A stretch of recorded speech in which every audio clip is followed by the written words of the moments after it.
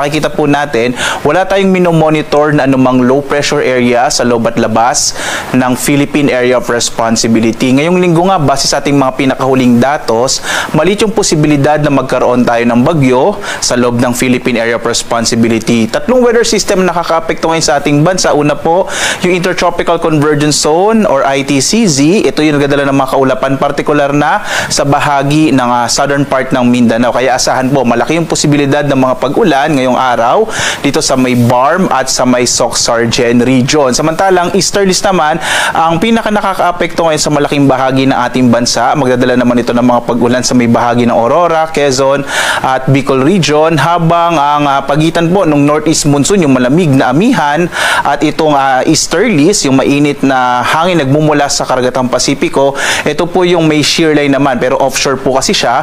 At ito naman yung magdadala ng mga pag-ulan sa bahagi ng Cagayan, Isabela at Apayao. Ang malaking bahagi ng ating bansa sa Metro Manila na labing bahagi ng Luzon at Kabisayaan, makararanas naman ngayong araw ng generally fair weather. Pag sinabi po natin fair weather, maaliwalas sa panahon sa malaking bahagi ng ating bansa, kasama dito sa Metro Manila, pero posible pa rin yung mga localized thunderstorms. Kung magkakaroon man po ng mga pag-ulan, hindi natin ito inaasahang malakas at hindi rin natin ito inaasahang magtatagal.